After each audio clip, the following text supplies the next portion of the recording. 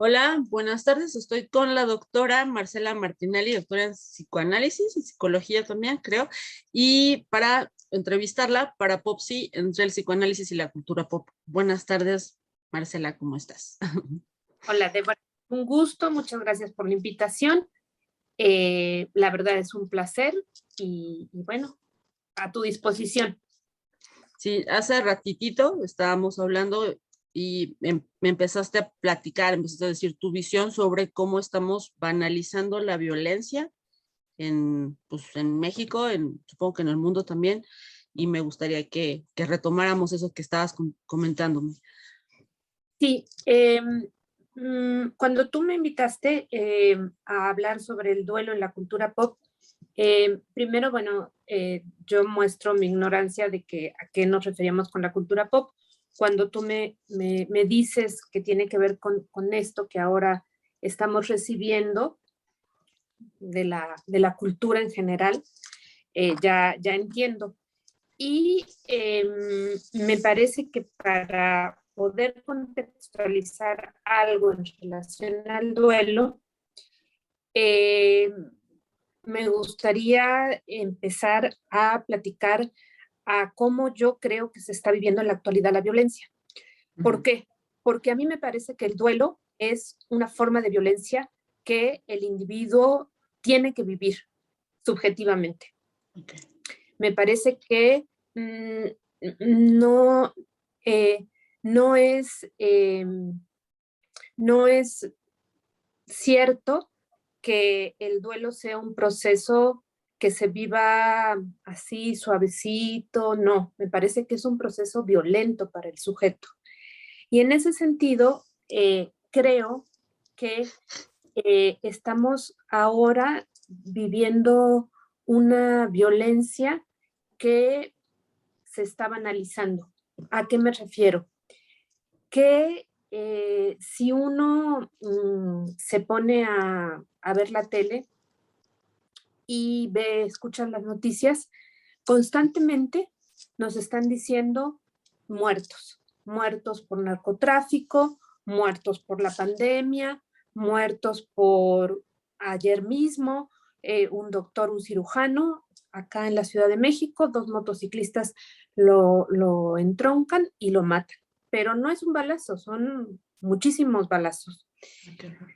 Y ante eso, me parece que uno oye eso, pero sin escucharlo realmente. Es decir, se vuelve como un murmullo, como ya estamos tan acostumbrados y eh, lamentablemente creo que para muchos ya ni siquiera pensamos en personas, en sujetos, sino en cifras, ¿no? Como 10 muertos, 20 muertos, 30 muertos.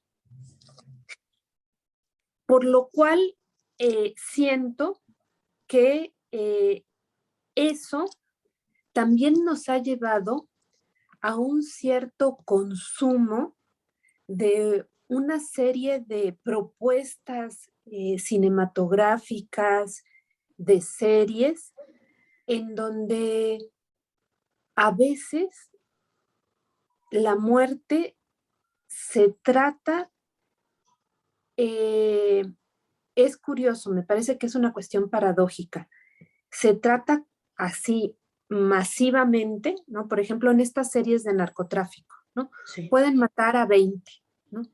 Pero de repente la historia se centra en la muerte, de lo que le significa la muerte a una persona, ¿no? Por ejemplo, si al personaje principal le matan a alguien querido.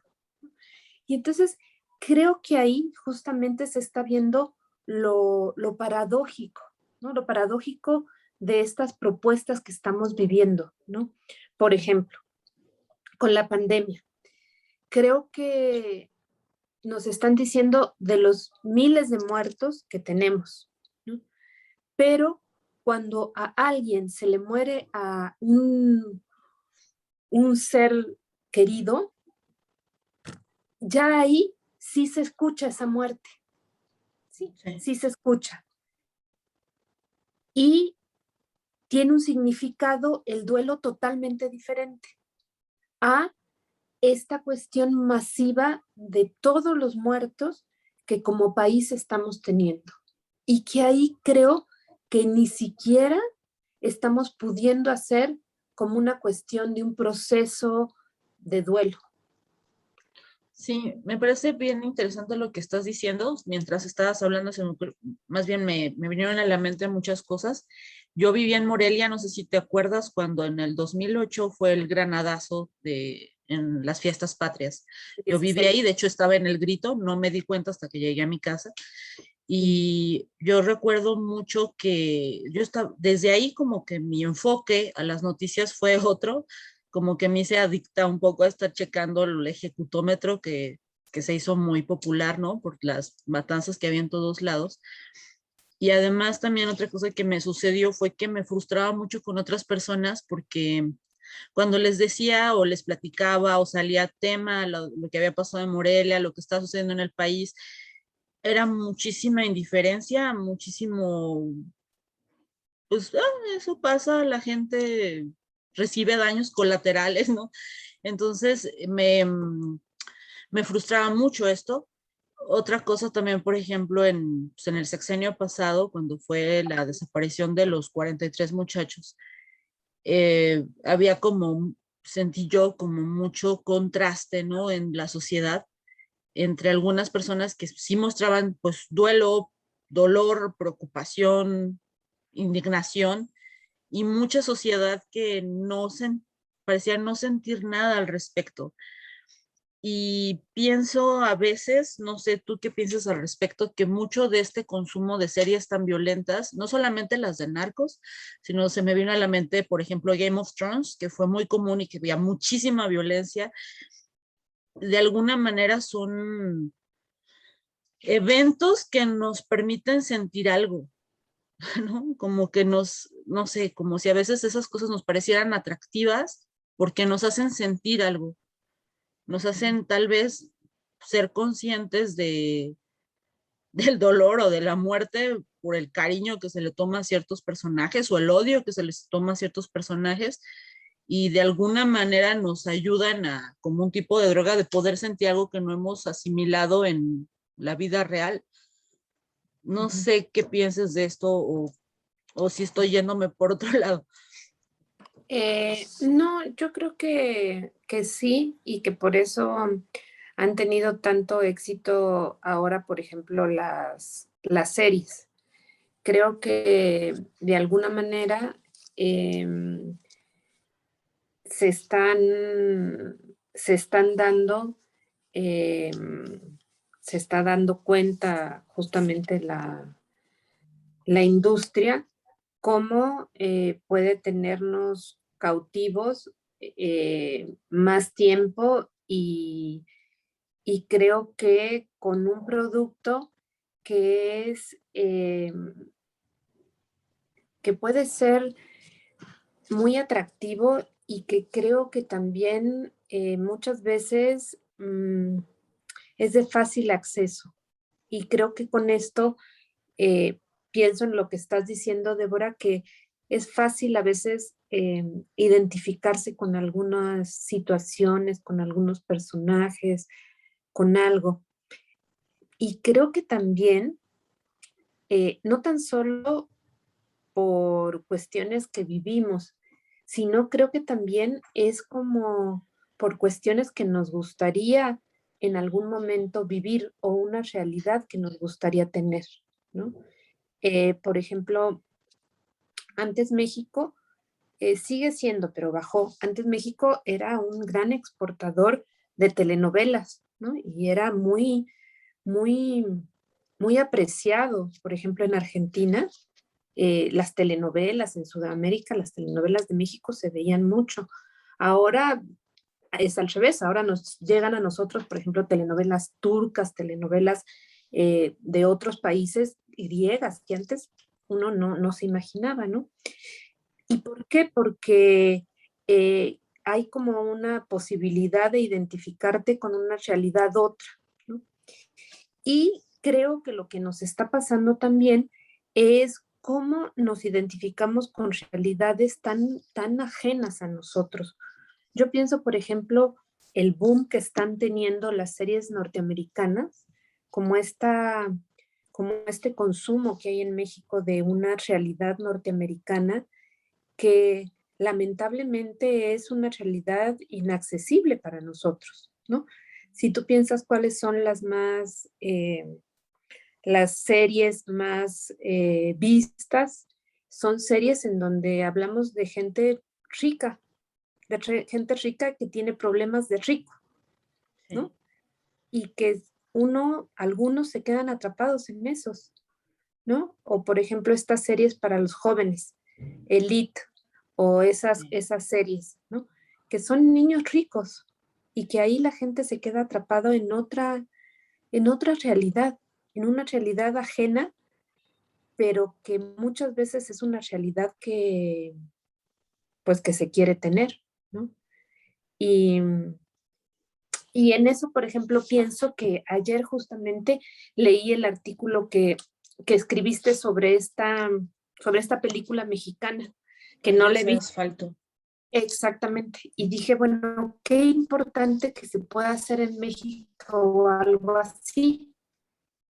No me gustó mucho el artículo y me parece que dije, qué importante que se pueda hacer algo que, sobre todo en las películas, sí se trata de mostrar, ¿no? Es decir, ahorita no me viene a la mente, pero bueno, hay una película reciente muy fuerte donde muestran ese México. Ahorita me voy a acordar cómo se llama, ese México adolorido, ¿no? Y ese México pobre, como son la mayoría de nuestros compatriotas. Sí, bueno, creo que tiene mucho que ver también con el acceso que tengan pues diferentes personas a hacer cine, ¿no?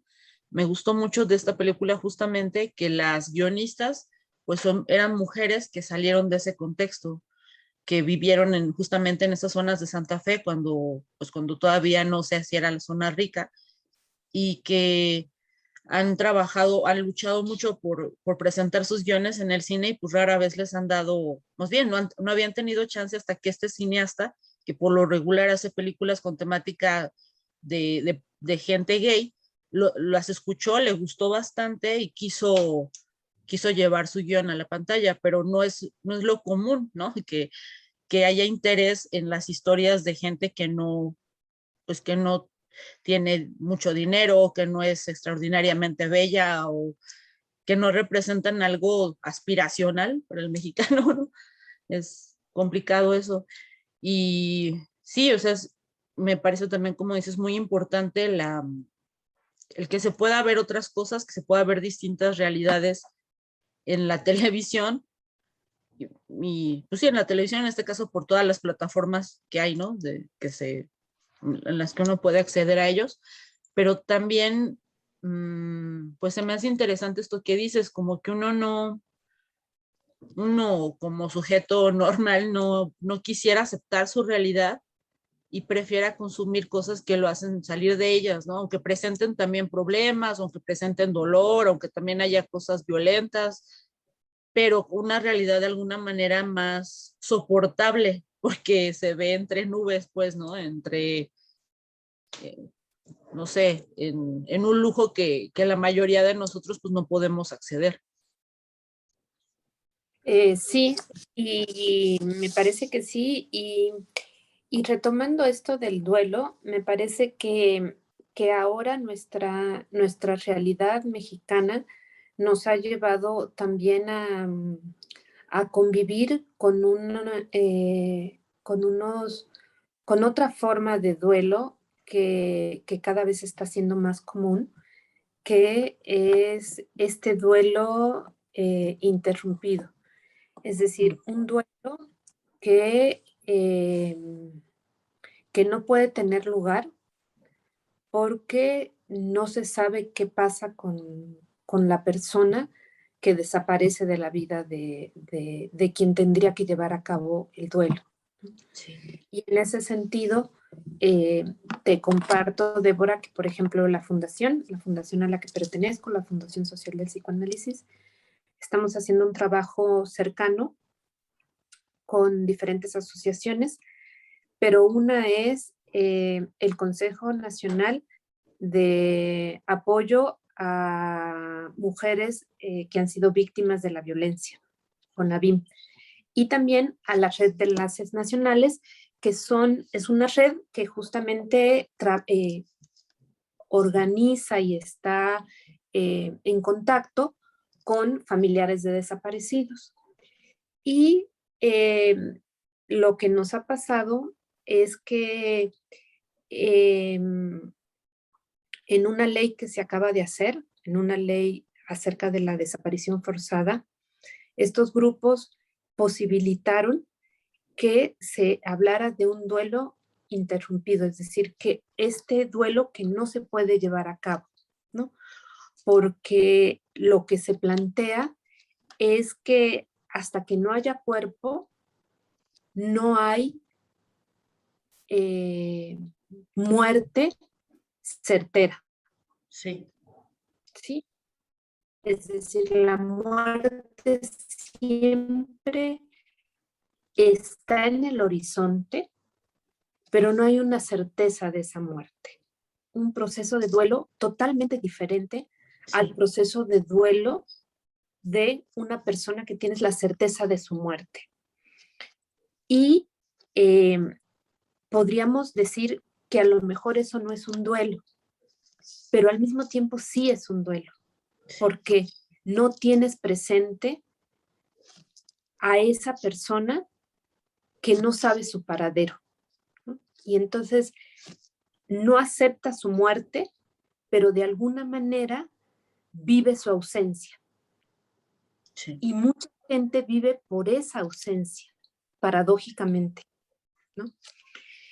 Entonces, o por ejemplo, en las, se llama víctimas colaterales a los familiares, ¿no? Y estas víctimas colaterales se mataron generalmente son a mujeres, ¿no? Son víctimas por feminicidios de sus familiares. Y esos duelos también es bien diferente, ¿no? Porque ahí hay una impotencia muy grande. Si de por sí el duelo tiene que ver con una impotencia, con la vivencia de una impotencia, ahí se junta la impotencia de la violencia con la que se mató a esa persona, ¿no? Es decir, no es una muerte natural, no es una muerte por enfermedad, no es una muerte, ni siquiera muerte por la gente por la pandemia, por ejemplo. No, es una cosa que se juntan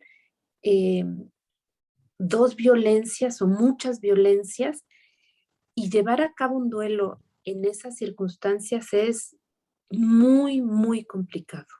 Y creo que eso es lo actual, lo que estamos ahorita viviendo, ¿no? Más allá, por ejemplo, de los duelos de la pandemia, que es una situación terrible, la cantidad de muertos, que la gente no haya podido, por ejemplo, despedirse, ¿no? No tener la certeza de que si las cenizas que te dan realmente es del cuerpo, exactamente, que tú ingresaste al hospital a tu familiar pensando que lo ibas a volver a ver y no lo volviste a ver, ¿no? Entonces, ahí también, ¿no? Imagínate todo lo que queda abierto. Sí. Entonces, creo que sí, en la actualidad tenemos que pensar, teorizar y replantear cómo están siendo los duelos con estas situaciones que estamos viviendo. Sí, cómo atenderlos. Ahorita que estabas hablando, pensé en el caso de Maricela Escobedo. No sé si has leído el testimonio que narra de cuando encontró los restos de su hija y que encontró pedacitos de hueso, ¿no? Pedacitos, porque la tiraron en un chiquero para que se comieran el resto los cerdos. Y me recuerdo mucho esto que dices, que yo pensé, bueno, sí la mató porque estaba enojado, lo que sea, pero pensé que si la amaba iba a tener cierta dignidad para su cuerpo, pero hasta la arrojó puercos para que se le acabara, ¿no? Entonces, como dices, esta cuestión de lo, pues no sé, de algo que de por sí es doloroso, pero se vuelve horrible y se vuelve incomprensible. ¿Cómo puede alguien dañar de una manera tan terrible a una persona que no solamente le quita la vida, sino que la desfigura o la descasa, ¿no? El caso este del señor que hizo pozole con los restos de su ex esposa, bueno, tantos, ni para qué citar tanto horror, pero sí, justamente, sí, sí creo, como dices, que el duelo es mucho más incomprensible, mucho más doloroso, mucho más airado. ¿Qué se ve allí o cómo se vive en las personas que tú has escuchado, ¿no? Eh, Me parece que una de las características justamente del duelo, ¿no? Es pensarlo como un proceso que tiene muchos momentos. Me parece que va más allá de estas etapas tan conocidas que nos proponen, ¿no? De negación, aceptación, enojo, de nuevo aceptación, que justamente el duelo es un proceso y es un proceso que puede a veces tener periodos en donde la ausencia de quien se muere se hace insoportable. Y eso es una cuestión que no tiene que ver con el paso del tiempo, es decir, tiene que ver con la vivencia de cada sujeto.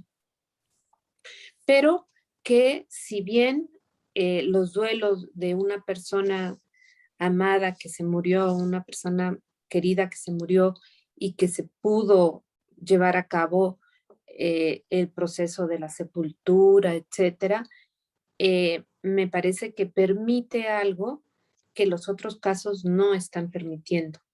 Creo que justamente lo que no están permitiendo los otros casos es que esto tenga un proceso en donde, si no natural, un proceso en donde en algún momento eso no sea la vivencia de todos los días, ¿sí? Es decir, me parece que cada uno de nosotros tenemos muertos importantes y claro que los recordamos, pero no los tenemos como con nosotros aquí el día a día, ¿no? En cambio, en estos casos, en los casos, por ejemplo, de desapariciones o en los casos de feminicidio, sí se los tiene en el día a día, sí se los tiene, te decía, hasta por eso se vive, ¿no? Hasta por eso se vive, para reclamar justicia o para encontrar.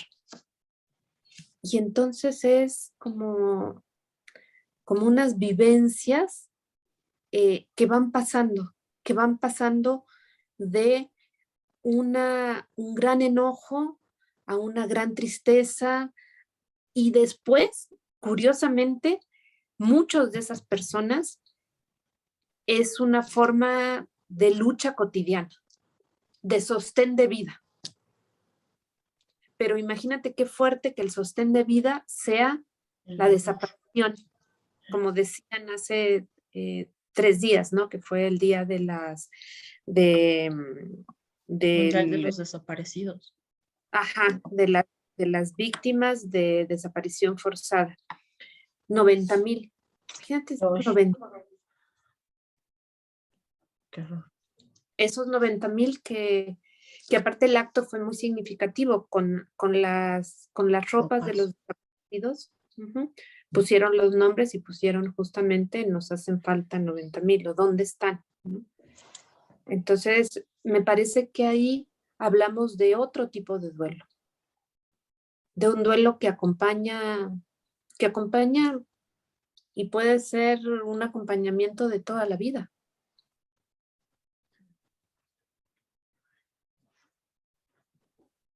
Qué, qué difícil y pues hay que necesidad también de que haya quien escuche ese duelo, ¿no? De que haya quien acompañe y que preste oído para decir todo eso que se está acumulando adentro y afuera y en la vida con la familia, con los que quedan vivos, con los que sí están allí, porque supongo que el trato ha de ser muy difícil para los padres, para los hijos, para los hermanos, ¿no? Muy, muy complicado. Sí, y por ejemplo, cuando nosotros trabajamos sobre todo con víctimas colaterales de las desapariciones, lo que nos solicitaron es hablar en presente. Mm.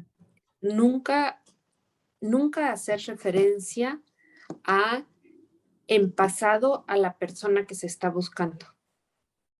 Y tampoco que el proceso analítico tuviera que ver con superar el duelo. Mm. Y si lo piensas, Débora, pues es muy difícil, Sí. ¿no? Porque es, pues, acompañar en eso que uno no estaba acostumbrado. Sí. Sí, claro. Porque justamente cómo puedes pretender que lo vas a llevar a superar el duelo si no ha encontrado un cuerpo a quien llorarle y pensar que va a cerrar en algún momento esto, ¿no? Suena totalmente Claro, lógico que no vaya para allá. y que muchas veces ellos no se sienten en duelo, aunque la vivencia es de un duelo, Sí. ¿no?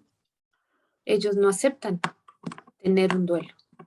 Pues no, Porque porque tienen la esperanza de encontrar al hijo, a la hija, al hermano. exactamente, sí, sí, ¿no? Sí. Y esto también, por ejemplo, me lleva a pensar, ¿no? En Argentina, con la dictadura, el movimiento de las mujeres de Plaza de Mayo se dividió justamente por eso, porque unas madres decían, bueno, ya, ¿no? Vamos a pensar que están muertos. Y otras madres disidentes decían, no, mi hijo está vivo. Hasta que yo no tenga su cuerpo, mi hijo está vivo. Y eso llevó una decisión fortísima. Ahorita no me acuerdo cómo se llaman, pero son dos movimientos importantísimos en Argentina en donde uno aceptaba que se podría haber muerto, ¿no? Y entonces hacer un cierre, digamos así, ¿no?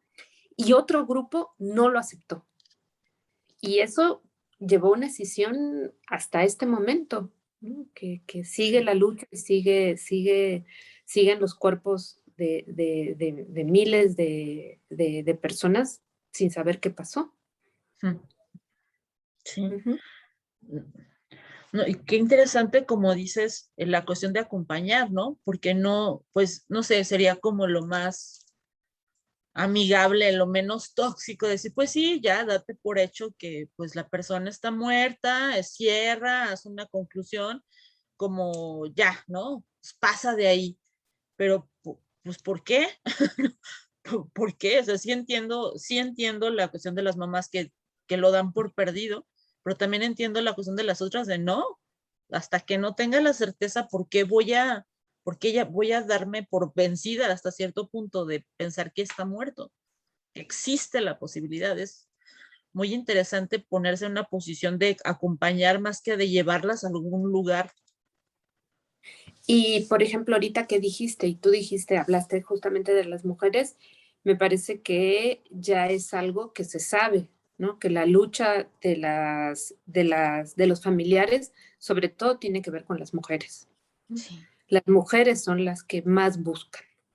¿Por Las qué? mujeres son las que buscan a sus hijos y que buscan a sus esposos, a sus hijos, a sus hijas, las que claman venganza por la matanza también, si es un feminicidio, son las mujeres, en su mayoría. Ajá, No sí, sí, hay sí. muchos hombres, pero en su mayoría son grupos de mujeres que están ahí. ¿Por qué crees? ¿Por qué, por qué somos más dadas a buscar? Pues yo creo que porque me parece que hay una fortaleza en las mujeres que puede hacer que que aguanten lo que implica tener a una hija muerta por feminicidio o a unos hijos desaparecidos. Me parece que es una fortaleza diferente de los hombres. Una fortaleza que se ve muchas veces como que se empecinan a hacer algo, que tienen una cierta hasta terquedad, ¿no? Pero me parece que tiene que ver más con esta fortaleza de las mujeres. Una fortaleza y una también una necesidad de justicia, creo que diferente que los hombres, ¿no? Creo que son procesos que se llevan a cabo de una manera diferente. Otra vez, quizá porque, no sé, desde que supe que la mataron me impresionó muchísimo y después estuve investigando sobre ella, por Marisela Escobedo, y justamente eso que estabas diciendo, que por eso vivía hasta que la mataron, ¿no? O sea, realmente toda su vida de que mataron a su hija en adelante fue encontrar al asesino, fue que tratar de llevarlo a la justicia y estar haciendo marchas para que la escucharan y estar haciendo manifestaciones para que la escucharan, sabiendo el riesgo, las amenazas de muerte, todo lo que la estaba amenazando no se dio jamás. Y varias veces pensé en esto justamente de, bueno, ¿por qué no pudo hacer otra cosa? ¿Por qué no se pudo mover teniendo más hijos, teniendo pues, la nieta, ¿no? Sino que era más grande no sé, su pasión o su necesidad de que este hombre fuera llevado a la cárcel, que pagara por sus crímenes. Y sí se me hace muy impresionante justamente esto, que sus hijos no pudieron seguir con esto, pero ella no pudo dejarlo. O sea, no me parece que siquiera existiera la posibilidad de que ella se rindiera en esto. No, Sí, yo vi la serie de las 3 muertes de Marisela Escobedo y justamente me llamaba la atención eso, ¿no? Como pues los hijos se tuvieron que ir, ¿no? Como el hijo se va uno a Estados Unidos, ¿no? Como otro también se va porque, porque pues ya era insostenible vivir ahí, ¿no? Vivir con el asesino cerca y vivir también con la injusticia, con la incapacidad de las instituciones de poder ejercer una justicia, ¿no? ¿No? Y es impresionante cómo eso genera una impotencia. No sabes los casos en donde casi les llevan el expediente armado y no porque se mueven intereses, ¿no? Que fue el caso de Marisela. El hombre estaba arrepentido, el hombre aceptó, sí, ¿no? Y confesó. exactamente, entonces es como una cosa surrealista, decir surrealista en el mal sentido, ¿no? Es decir, ¿cómo puede, si alguien dice que sí es culpable, cómo se lo puede dejar libre? ¿No? Sí, sí, sí, sí. Y me parece que justamente eso hace que a lo mejor nosotros que estamos vinculados a trabajar con gente que tiene un dolor, nos replanteemos estas posiciones de, pues, qué está haciendo en estos días una posibilidad de duelo, ¿no? Y si no hay duelos así, duelos abiertos, Mm. duelos abiertos que, pues, que llevan a cosas muy complejas, muy complejas, ¿no? Porque te digo, la vida se convierte pues en vivir por la pérdida del otro, por o para la pérdida del otro. Sí. Estaba pensando también, no con esa intensidad o no pues con esa carga de dolor, pero por ejemplo hay otro tipo de duelos que se dan las personas que tienen hijos con discapacidad, ¿no? Hasta cierto punto, porque todo el tiempo estás replanteándote las cosas que el hijo podría o no hacer. me parece muy interesante porque justamente sí pareciera como, no es un duelo de pérdida, pero sí es un duelo de alguna forma de las ideas que tenías, de la vida que tenías de lo que debía ser la vida de tu hijo, en cuestión de las capacidades o no que vas desarrollando. Y por eso también pensaba en esto de las etapas del duelo que a veces pues no funcionan porque uno pues sí pasa un momento que acepta y otro momento en que te da coraje y otro momento en que ya parece que estás bien, pero otra vez una actualización de la situación te hace pues volver para atrás y es una como continua pelea entre tus expectativas y lo que vas viendo y el dolor que causa ahí pues, la pérdida de las ideas que habías tenido, ¿no? Entonces, pues no funciona esta cuestión de pensar en paso 1, paso 2, paso 3 y ya después se superó el duelo. Y me parece que ahí regresamos a esto anterior, Débora, ¿no?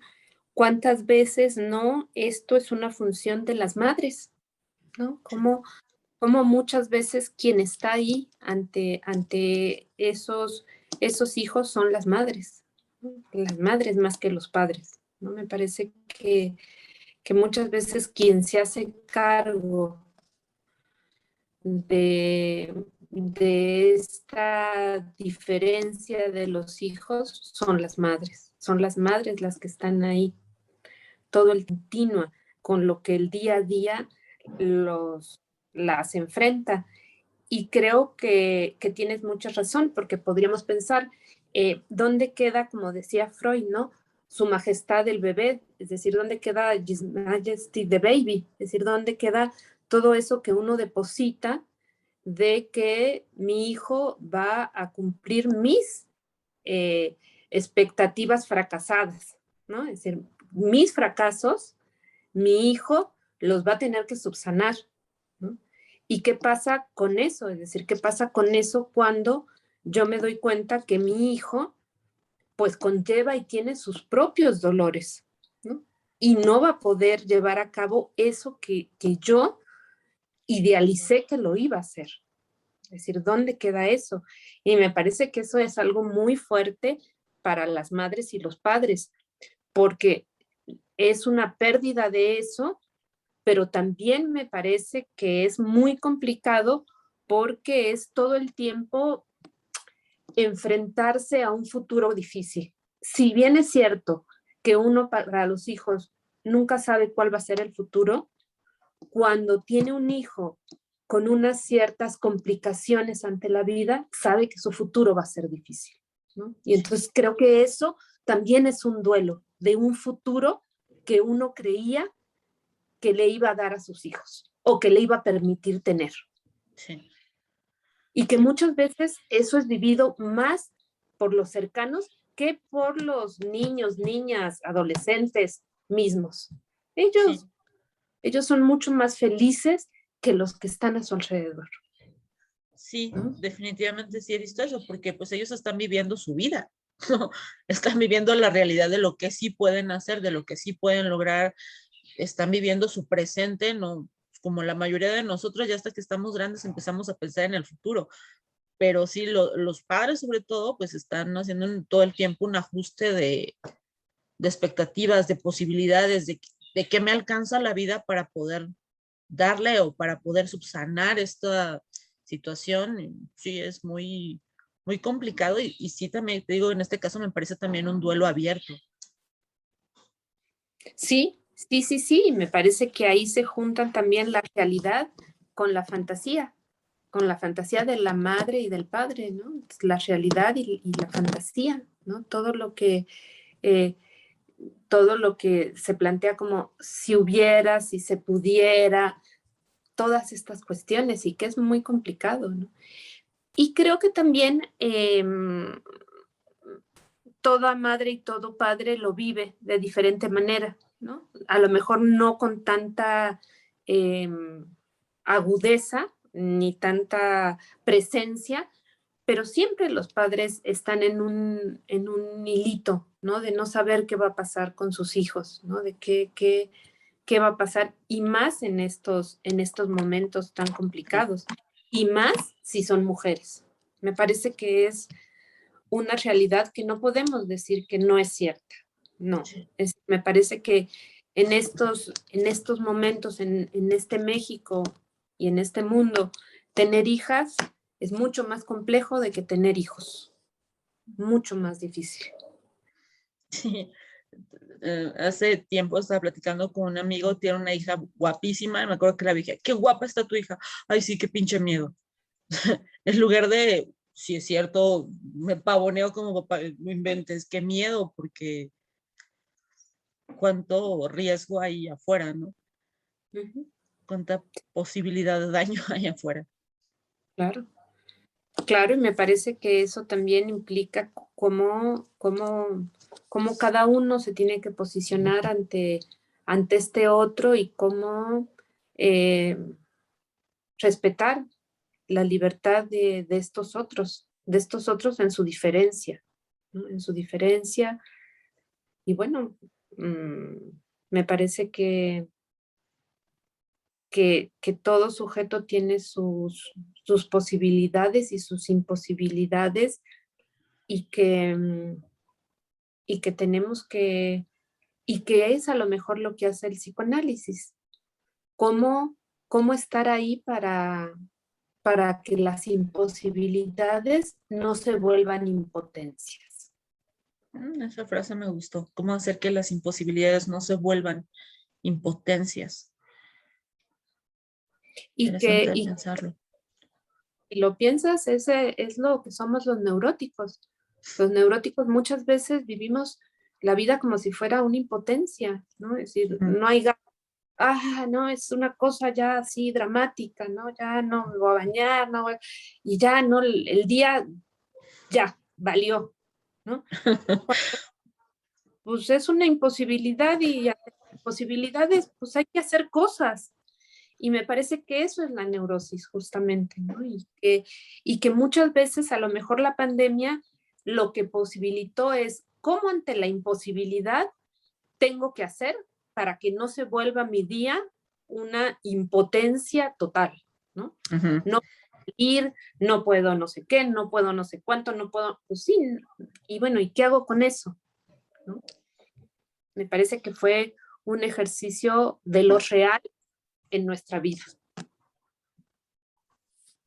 Aprender a encontrarle la posibilidad al encierro, a las carreras dentro de esto, a los acomodos dentro de esto, sí, es cierto. Buscar cómo no se vuelve una impotencia.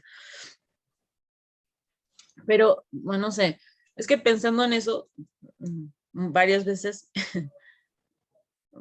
pienso que el mexicano, por lo general, es de ese tipo de personas que le busca la imposibilidad cómo hacer las cosas, ¿no? Las típicas mexicanadas, las soluciones rápidas, ingeniosas, el saber estirar el sueldo lo más posible para que alcance.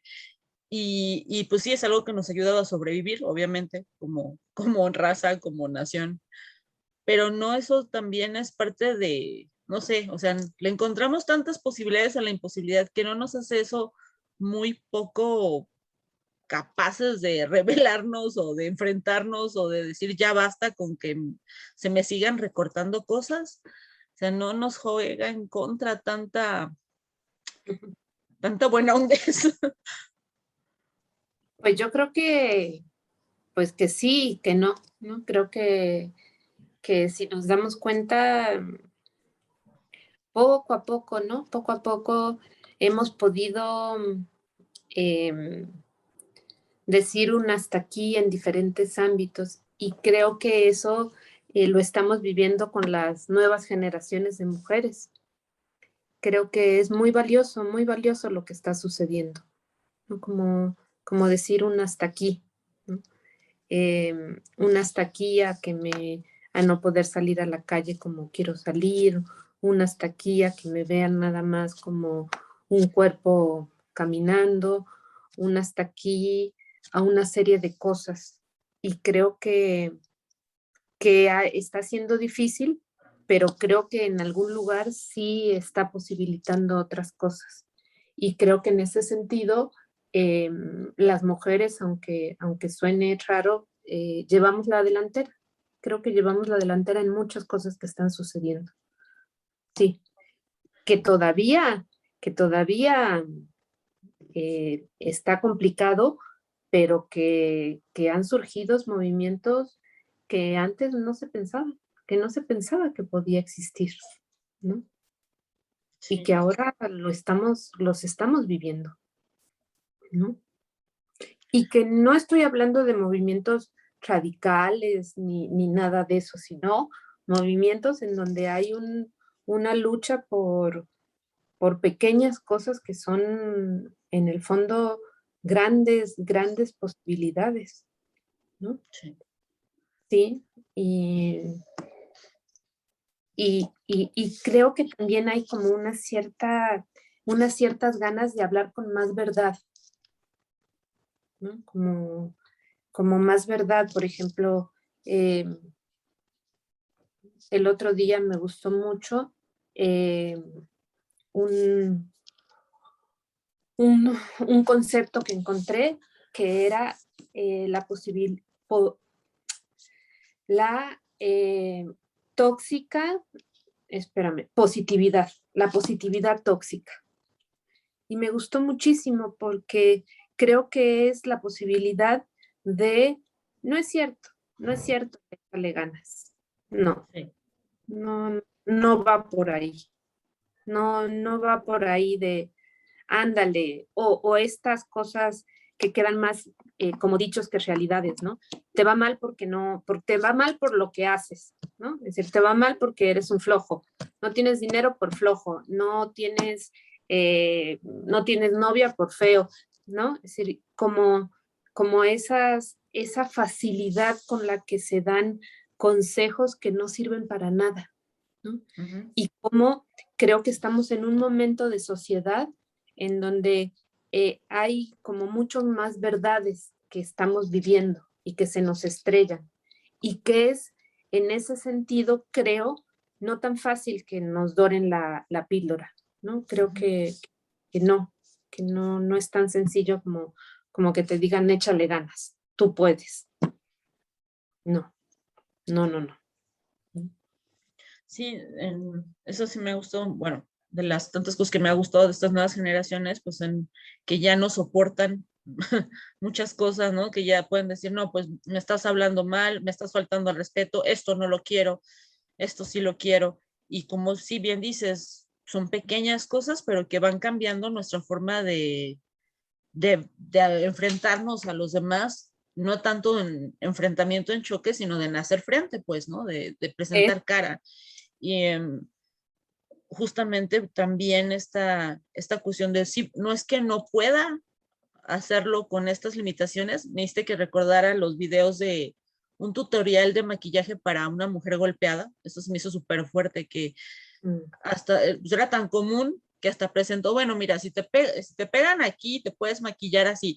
Y pues sí, obviamente lo está solucionando para salir a trabajar, pero cambiar eso a de, pues no, o sea, ya no, ya no Claro, puedo soportar esta situación, ya no quiero soportar esta situación y se acabó. Y usar también esos medios pues para denunciar algo, ¿no? Algo que ya no se debe soportar, aunque se pueda tapar de alguna manera. claro, como bien lo dices, ¿no? Es decir, pues no deja de ser maquillaje, ¿no? Uh-huh. No deja de ser que se vea bien las imperfecciones, que eso es el maquillaje, ¿no? O sea, que se vea bien o que se vea mejor las imperfecciones o que no se vean. Sí. Y sin embargo, pues sí, esto que está sucediendo, como dices, de hablar verdad, de sacarlo, de mostrarlo, pues es muy fuerte y está haciendo que se cambien las cosas, que se cambie el chip. Hasta el mismo hecho de que se hablen, de que las personas que son víctimas de violencia o de su familia, de feminicidio, lo hablen es diferente, ¿no? Porque antes era hasta como cállate porque, no sé, le traes como vergüenza o culpa o señalamiento a tu familia. Y ahora que las personas que son víctimas de esto se atrevan a hablar públicamente es cambiar las cosas, cambiar la perspectiva pues, de cuando eres víctima a cuando tú provocaste algo y la forma en que la sociedad debe de ver eso. Sí, que ahora justamente lo que se plantea es esto de que somos o éramos una sociedad donde se revictimizaba a la víctima, ¿no? Ujú. Y que justamente eso no está permitido. No está permitido revictimizar a la víctima. Si te violaron porque usas faldas chiquitas, te violaron porque estabas tomada, te violaron porque eres una puta. No, y estábamos muy acostumbrados a Sí. eso, ¿no? Entonces, ¿cómo ahora tiene que haber toda una cultura de no? Es decir, a mí no me tienen que tocar, haga lo que haga, Ujú. ¿no? Y creo que es muy fuerte, es muy fuerte para todos, ¿no? Creo que para todos, que para hombres y mujeres, que estas nuevas generaciones que nos confronta con lo que creíamos que, Sí. pues que así era, ¿no? Y que así tenía que seguir, ¿no? Y ahora nos damos cuenta que no, ¿no? Justamente ayer vi una caricatura de Kino en donde, bueno, de Mafalda, en donde se ve a la mamá de Mafalda lavando y así con miles de cosas, ¿no? Y que Mafalda le pregunta a su mamá, ¿y qué te gustaría hacer si tuvieras vida? ¿No? Y creo que, pues, que muy, muy cierto, ¿no? Es decir, como también ahora hasta cuestionando eso, ¿no? Esa vida de tantas mujeres, que si eso es tener una vida, ¿no? Y bueno, para algunas sí, pero para otras no, nos damos cuenta que no, ¿no? Que no, no. O por ejemplo, esto tan fuerte, ¿no? Que en el país contagiadas de VIH son amas de casas, Sí. ¿no? Son Sí, amas de casas. que nada más han tenido sexo con su esposo, pero el esposo llegó a contagiarlos. Exactamente. Entonces ahí es donde dice, híjole, qué pinche vida, ¿no? Qué horrible Sí. vida las mujeres. ¿No? Sí. Y bueno, creo que estamos en un muy buen momento para poder hacer desde la trinchera de cada uno algo. Sí. ¿No? Sí. Muchas gracias. Podría seguirle, pero ya nos aventamos casi la hora por minutos. Entonces, nos aventamos otra plática cuando tú quieras y tengas chance, porque está muy interesante platicar contigo. Claro que sí, pues yo te agradezco, Débora, te agradezco a ti por haberme invitado y por haberme hecho que me familiarice con la página de ustedes, que no había entrado, pero bueno, tienen artículos y tienen ahí cuestiones muy interesantes y bueno, pues qué padre esta iniciativa que tienen y les deseo mucha suerte. Muchas gracias. Un abrazo, Marcela, y pues de verdad sí me gustaría otra del tema que sea. Yo hablo contigo feliz. Yo Muchas también, gracias. yo también, Débora, y bueno, pues lindo septiembre